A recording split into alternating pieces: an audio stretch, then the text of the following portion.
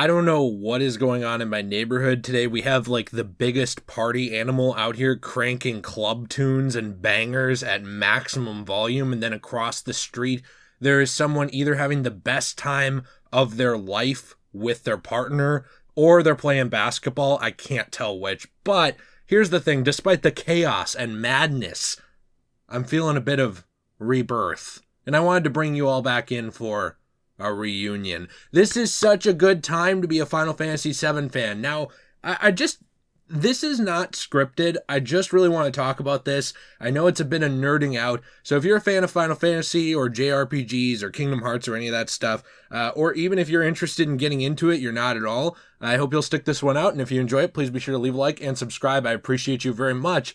Now, what has been suspected for a while by a lot of people with Final Fantasy VII Remake has finally been confirmed, as Final Fantasy VII Remake is going to be a trilogy of games. Now, this is a little bit misleading, however. I'm sure that there will be some flashbacks in part 2 and 3 again that will fill in some blanks, but they actually announced another game, which is Crisis Core Final Fantasy VII Reunion. I know it's a very big, long title, but the whole thing with that game is that is actually a remake of Crisis Core, which was a prequel to Final Fantasy VII in the original Final Fantasy VII timeline or compilation of Final Fantasy VII.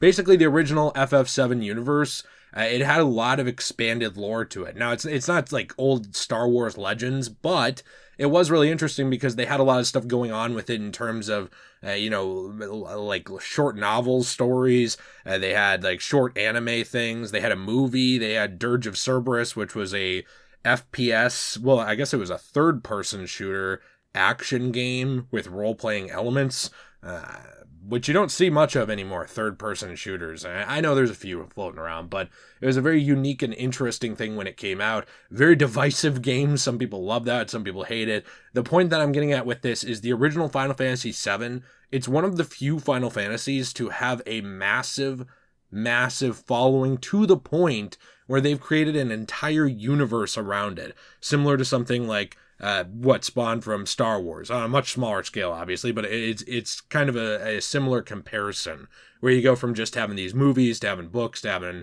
more movies to having games, And one of the things I find interesting with Final Fantasy VII Remake is the first game came out and it crushed it. It killed it. It was a bit linear in a lot of places, obviously, just like the original Midgar section of the game was. If you actually go back and play the original, the first disc is actually fairly linear until it starts to open up. But it's almost the illusion of being an open game because you're still going to point B, C, D, etc., and progressing the story with some optional stuff along the way. The thing I find so interesting about Final Fantasy VII Remake, though, is that without spoiling things from the first game, because I'm not going to do that here, other than just showing some gameplay and some cutscenes that I think are not going to ruin anything for you, they have finally confirmed something in a roundabout way, I believe, without fully confirming it, that we all thought was going to happen. One of those things is very clearly the trilogy, plus a prequel, plus other projects going on. They said there are currently 4 projects in that universe going on. I believe they revealed 2 of them at the event the other day. And what I'm getting at with this is that there's a very interesting line in the Final Fantasy VII, Part 2 trailer. It's very hard to actually remember the Re's, but this is Rebirth. And what's interesting with this is there is a direct line where they kind of show a flashback to the original game with Aerith. Now, if you know the original game, I can't believe I'm trying not to spoil this game from, I believe, 97, but I'm trying not to in case you get into it in this video in particular, because I'm basically just hyping Final Fantasy VII. If you know Final Fantasy VII Original, Aerith played a massive part in the story of that game and in the accomplishment of tasks throughout all 3 discs of the original, okay? And what they've essentially done here that's very interesting to me is sort of shown some semblance of knowledge of the original Final Fantasy VII timeline. Now, I think I need to clarify on that. There are a lot of things that happened in Final Fantasy VII and its universe that were affected by the villain Sephiroth, that were affected by other villains later on, and they tied all together sort of into big interweaving and interwoven stories.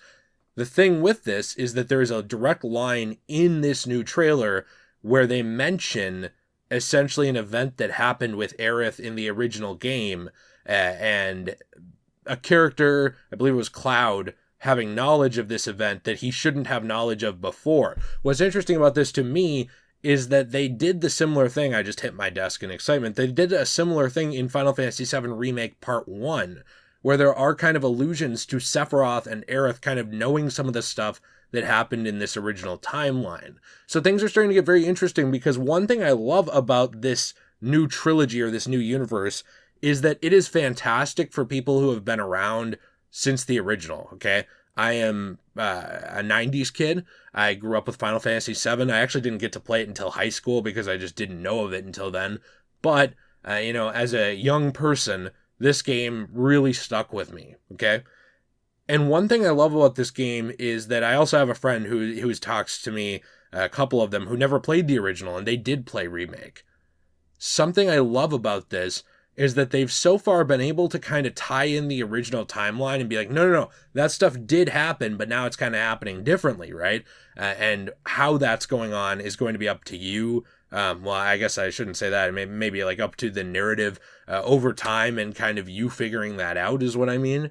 And it's interesting to see that, because for the original fans like me, this is awesome. This is the kind of thing we want, is when you do a remake. Yes, I love remasters, and I do love like point for point remakes. Like someday I would love to see another Final Fantasy VII Remake that's just the original timeline directly again, with strictly turn-based combat, with I believe the time-based elements as well, and just do that again, essentially like a glorified remaster. But a lot of times when we get remakes or remasters, there's nothing different. Maybe a cosmetic item here or there, maybe one thing thrown in. I love the fact that this is accessible to new players who haven't played the original games, like friends of mine who talk about it, and people like me who have been nerding out about the original games since the early 2000s, or I should say mid 2000s. It's really, really cool to see, and I'm loving it. And there's actually a lot more stuff that could be coming up for this universe too. Like, this is becoming a legitimate universe. One that ties into the original universe, but also its own new thing if you're not really, someone who's going to go back and play those old games. I do suggest playing the original eventually. I think it's a fantastic game.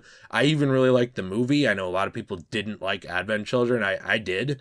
But I think that movie and game together are really all you need from the original timeline, unless you want to just dive fully into it and get into all the extended stuff. But you don't need it really either. You can enjoy it without it. And that's kind of one of the things I think is cool that I don't really see a lot of different games doing with their remakes. It's either like, yeah, we're making a sequel and it's to a game that's 20 years old. Oh, you didn't play the 20-year-old game and you're not interested in it? Well, I guess you're not going to buy this then.